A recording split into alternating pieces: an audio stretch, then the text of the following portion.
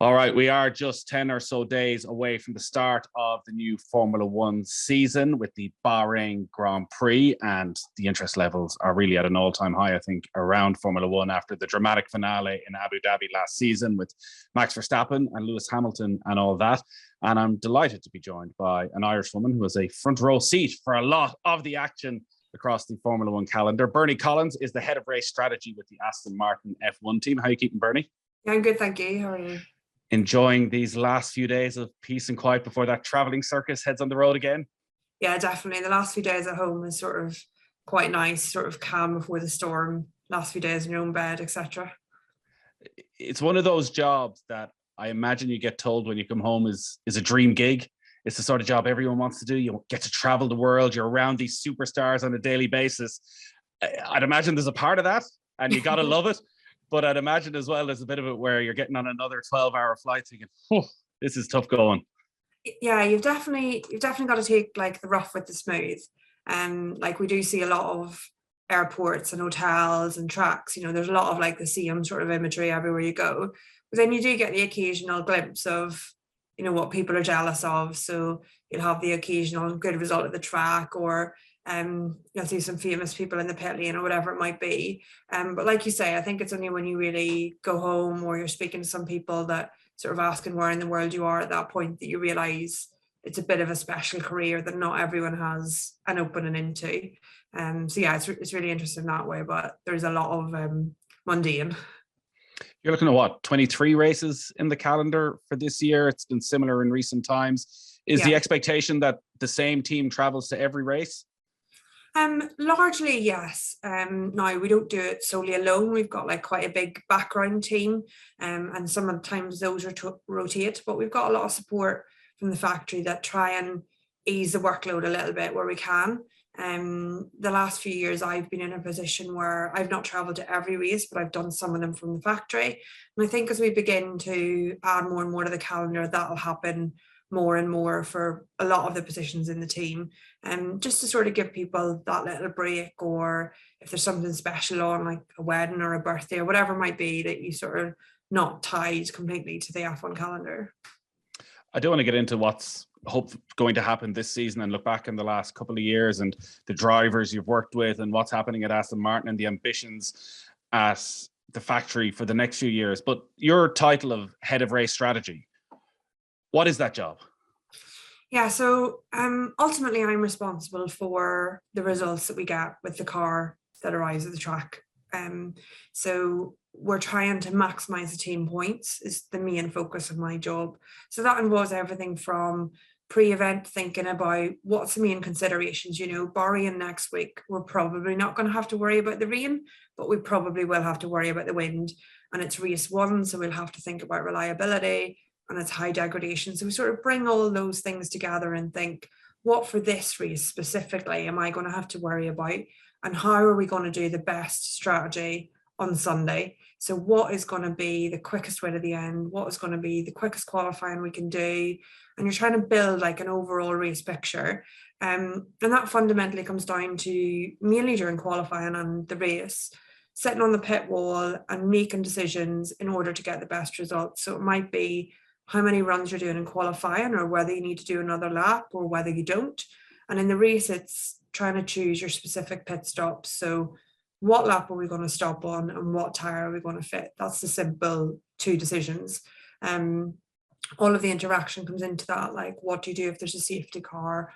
What do you do if there's an accident? What do you do if you've got a puncture? What tyre are you fitting then? Or some front wing damage or whatever it might be. So you've got a base plan that's, okay, I'm going to stop on this lap and fit this tyre, which is relatively easy. And then you come up with all of the other plans of how are we going to react to whatever life throws at us in the meantime. So it's just trying to make a lot of pressure. After the driver, it does feel from listening to you describe it, like it's the next most pressurized gig. It's quite like, it is a lot of pressure, but we do, we fundamentally try and work as much as a team as we can. We've got, like I say, a lot of support from the factory, which regardless of your time zone, there's always a group of people there on support. And the idea of them being in the factory is they're in like this calm environment where they can make logical decisions based on the data they have and not so emotional as the heat or the temperature of the pit wall. So you've got lots of information fed into you to make the final decision.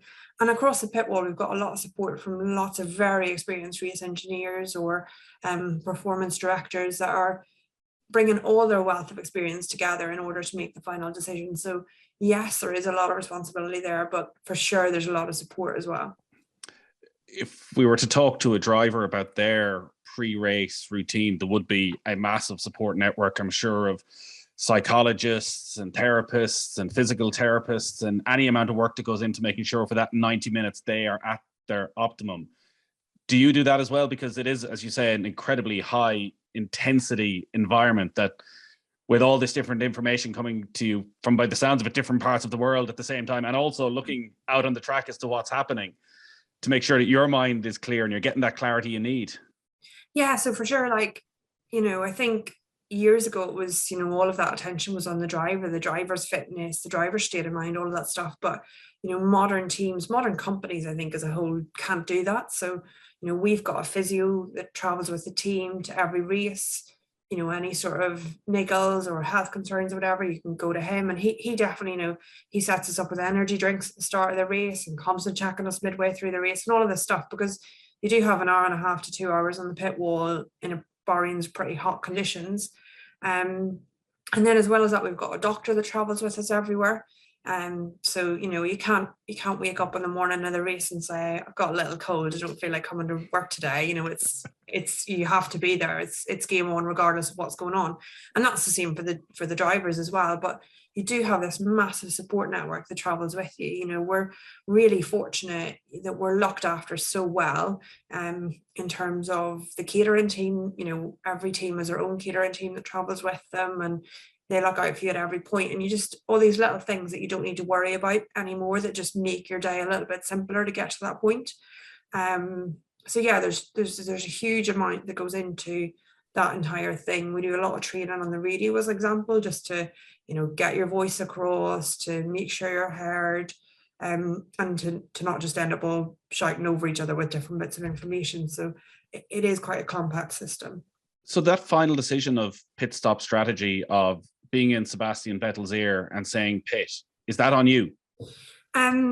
Largely, yes. Yeah. But there is a few people that approve that decision. And, let's say even if I was really strongly yes and someone else was really strongly no, we'd probably have a bit of discussion about it. But yeah, ultimately that does. And then it's transferred to the race engineer and then transferred to the driver. The team principal has always been a very influential figure and a very visual figure within Formula One, going back to Eddie Jordan's days at Jordan and Ron Dennis, and obviously now I think particularly since the rise of Drive to Survive, the focus on Christian Horner and Toto Wolff. So if we think of Abu Dhabi, which is obviously the greatest example there is of looking at the back room as much as what's on the track, is it actually then the role that you're in, the head of race strategy, who is making a lot of those decisions, and that we're actually looking at the wrong person in looking at Christian Horner and Toto Wolff? I think it varies massively across teams, and I can't comment specifically for those teams, but you often have, a personality who's reasonably outspoken, or, maybe is involved in that conversation of saying, no, I very strongly think this, or I very strongly think that. I think those people have risen to fame because at that stage they were talking to sort of race control and stuff, and that's what's played out over the TV. Whereas all those, other conversations are happening in the background on your own radio, in a sort of more calm environment, not always calm, but more calm environment. So yeah, there's often, and I guess those people, the people that are the forefront of the team, the people that are answering the media questions day in, day out, they have to take the good and the bad. So they often take, I don't know, like how you would say, but they often take the flak for a poor decision that the team has made, even though that was never their decision. But right, as the image of the team, they take that sort of hit. But then they also take, the podiums when they arrive or whatever it might be. So you've got this sort of personality maybe who isn't necessarily the person making the decisions. but they're the front of house face, which is maybe makes your life easier at times as well. Just on 100%. Abu Dhabi then. So you were on the pit wall. Your two drivers at the time, I think, were you on the pit wall for that? I wasn't on the pit wall, so I was actually in the UK for Abu Dhabi. Okay, so you were. I did from back here, yeah. You were solely focusing on what was going on with your own drivers. Exactly, yeah, exactly. What's the reaction been within Formula One to how big a story that became? It's still rolling on now, and the anticipation that's built towards the start of this season, the rivalry that's now there between Verstappen and Hamilton, it has gone to a whole new plane. I think if we just sort of ignore what happened specifically in Abu Dhabi, but think of the process we're in now, things like that and Drive to Survive, I've got a lot of people excited about Formula One. They've got a lot of people talking about Formula One. I've been asked more about it than in the last year or two than I've been asked in the previous 7 years or whatever it has been. So people are really getting on board, and there's a lot of promotion around the championship. And last year we had a really tight fight between the two top contenders, regardless of what you think of how you think that ended. There's very strong opinions either way, but we had a really tight fight, and that's really positive for the sport because it brings it to the forefront. It's exciting. It's right down to the final lap of the final race. Like, it doesn't get closer than that. And it highlights some of like the midfield battles that we've ended up being in, where it is really tight and there's a lot going on and it's very emotional and people are trying very, very hard to get their car in the best position. So it is really interesting, and it's nice to see the image of Formula One being portrayed more widely and more people asking about it and more people interested. So that's definitely, I think, positive for the sport going forward. I get the sense by the way you're talking, in your current role, you can't really comment on the rights and wrongs of it. Well, I think I've got friends on either side that on a personal level I would upset if I chose sides. So a line that often comes up with sports people is about controlling the controllables. And I'm thinking about your job, and when you look at the week and working out strategy, like there's the obvious things such as the weather and track temperature, and this coming race in Bahrain, you mentioned the wind, and it probably goes right down to literally the nuts and bolts that are going into the car as you travel to Bahrain. When you reflect on your career, how much can you actually control about what's going to happen with the car on race day? Well, yes, it's quite interesting in that there are lots of things you can't control. And one of the things that in this job you get very quick at, you get very good at very quickly, is there's a lot of people who in hindsight know exactly what you should have done. So if I could look at a race post-race, I'd know exactly what lap I should have pitted on and exactly why I should have done it. And there've been a lot of races that we would have finished in better positions had I known what I know at the end of the race. But you don't. So you can only judge yourself on the decisions you make at the time and why you made them and the information that you had. So you very quickly we are very self-critical people because that's how we learn and that's how we do better at the next race. So is there something that we just missed that we should have done a better job of? But with what we had at the time, did we make the right decision and why? So I look at a lot of races where maybe the results haven't been, it's not been podium races, but we have made all the right decisions at the time. So that's sort of where I take my strength from. And I think the races that will stand out to me, won't necessarily be ones that stand out to others, because other people look at the podiums or the wins or whatever it is and think they must be the races where the strategy was best. Whereas actually some of those, the strategy wasn't that great. It was just luck, or other people retired, or the car pace was really good. So yeah, it's really interesting dynamic to sort of take away the bits that I've affected, if you see what I mean.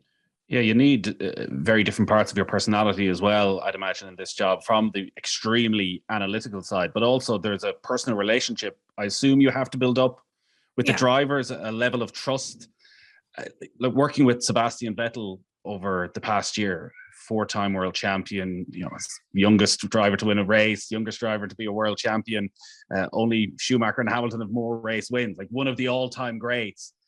How do you go about getting him to trust you? Is it something that automatically takes time? Yeah, I think, it's a bit like any close relationship you have with anyone. They've obviously maybe in their past team formed a view of how good or bad we as a team are at strategy or any of these aspects. So maybe they come with a pre-premonition or like a pre-perceived idea, and maybe I come with the same of him. So you're trying to get to know each other over races. You're trying to sit down on a Friday or Saturday night and explain why we think things will work or why we think certain things won't work, and work through it all together. And actually that has been very easy with Sebastian. He's got a lot of experience. He's got a lot to offer. He questions a lot, and actually that's really strong, because in asking those questions and getting those answers, you automatically start to build a relationship. And then it just takes time. It just takes races where the right decisions have been made and time to build into, him saying, okay, well, yeah, this is actually, maybe there's been a mistake here or there, but on the whole, the majority of the work, it is all going in the right direction. So it has been really interesting. It's been really interesting, just working with a new driver again. And like what you say, someone with such strong background, it's been really lovely actually to meet him just on a personal level, and sort of get to know him a little bit. It's been really great. I'm sure he wouldn't like to say, because I think he's still only 34, but it does feel quite often watching the coverage that he's almost like the grandfather of Formula One at this stage, that the way he looks after, and he's a real vocal voice for right around Formula One. It's like, I find it very odd because, Sebastian's younger than me, but he doesn't, he comes across as this, older personality, but, and I have to keep reminding myself that, but yeah, he's a really lovely guy. And I think it's one of those things that you have an image of someone from the TV or an image of someone from what they're perceived in the press. And then it's just about getting to know the real person behind that. And everything that he stands for is great, and you can't but not support that. It must be hugely beneficial and be a massive boost to the team as well to have a figure like Sebastian Vettel there when there is such grand ambitions. I think Lawrence Stroll has said over the next 5 years, challenging for a constructor's title. There's a huge redevelopment and a huge building going on in Silverstone to put the platform in place for that to happen. But to have a Sebastian Vettel who's been there, who's done it, and I guess for yourself and for everybody to understand what makes him tick, and for him to drive, to really be the ones driving ye as much as ye pushing him. Exactly, and it's so powerful because, like I say, he came in and was prepared to question everything, and he's made us re-question how we do things, everything from the base engineering strategy, how we deal with the factory, our design idea. Like, he's really questioned lots and lots of things about us as people, and we're being fit to use last year or the first years as really a building block to go, right, let's sort out all of these things in the background, or let's look at all the suggestions. What do we think is the best or the right thing? And he's really driven, he's really pushing the team to do better, to be the best. So, in these building years when maybe, or like last year when the car wasn't necessarily that strong, why isn't everything else strong? So we can still try and be the best at strategy. So let's work at that. And just try and build everything such that, by the time and, the end of the 5-year plan or whatever, that everything else is ready to go. And he's so driven and so passionate, but all of the areas, and a lot of, the whole team are trying to work together and push forward, that I think we will get to a point where the team, will be really, really strong. So yeah, it's really exciting time. The new factory is incredibly exciting. The investment's incredibly exciting, and it's going to be a very exciting long-term ambition for the team. So the hope is that progress is made this year from, I think it was 7th in the constructors race last season. There's a whole lot of changes have happened on the technical side of things. The FIA reckon that it'll cut in half the time between the fastest and the slowest cars. I guess we'll have to wait and see how that develops. Can you explain to us, maybe in layman's terms, as much as possible, as to what the technical changes are when we're tuning in on a Sunday afternoon, what we can expect to see and what it'll all mean? Yeah, so I'm probably not the best person for this, but I will certainly give it a go in my terms, which are going to be very close to layman's terms. So the whole regulation changes are focused on trying to make it easier to follow. We've seen a number of races over the past few years where it's been difficult for the cars to follow and therefore difficult to overtake. So we've made a number of changes to mean that the airflow off the back of the car is not going to be as disruptive to the following car, such that the following car picks up to as close to clean air as it possibly can. So there's been a lot of technical regulations, mainly in and around the floor, but you'll see the front wings, the rear wings are the most noticeable thing, I think, from the outside. But as well as that, you'll see a lot of, because you get a new change in regulations, actually, I think this year, for the first time, the 10 cars that are on the grid will look very different. Whereas by the end of last year, the 10 cars on the grid were getting more and more similar as the years went on. So it is going to be interesting to see the design solutions that people have brought to all of that. And it's going to be a development race. We're going to be back to a development race where people are going to start with one car in Bahrain, and then develop it very quickly throughout the year. You know, even from Barcelona to Bahrain, I suspect people have brought a lot of changes, and from Bahrain on it will change. How it's going to look in terms of our car pace is anybody's guess. In terms of anyone's car pace, you don't learn a lot in winter testing, despite what people might tell you about car pace, because you don't know the fuel loads, you don't know the engine modes. There's so many unknowns. So I think our first glimpse into the range of car performance is going to be that Bahrain qualifying. And actually, that's going to be the time where the decisions that you make on the spot are going to be really crucial. I would have thought that it had got to the stage where you almost know everything before you arrive. But I was watching a video on the Aston Martin website where you're on a walk around the track when you first land. I think it was in Budapest, possibly at the time. And it's almost like watching horse racing in the morning of Cheltenham, and the jockeys are walking around. What are you looking for there? Because I would assume that, again, the technology was such, you would almost, even from a PlayStation game, you would know every little inch of that track before you land. I think it's two things. So one is we do have all of our simulators, which have got very complex track maps, and they work really, really well. So we do know a lot of the track. We know the changes we're expecting. We know what the tarmac's going to be like. We know a lot of it.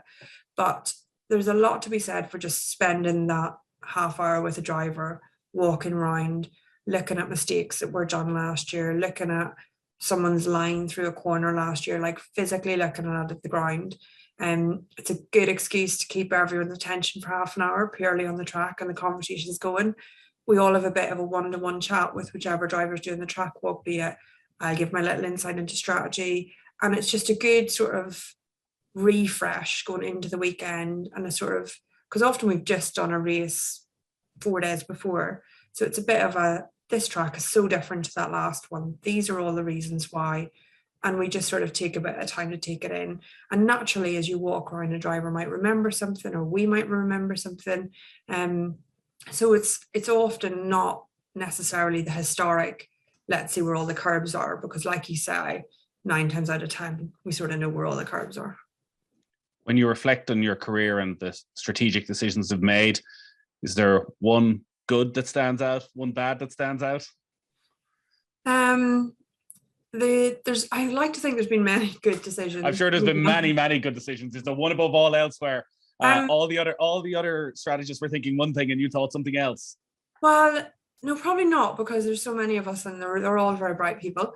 I think the one that stands out as being very positive in recent times was the win in Bahrain that we had 2 years ago, where we made a lap one decision to box off a tyre onto another tyre.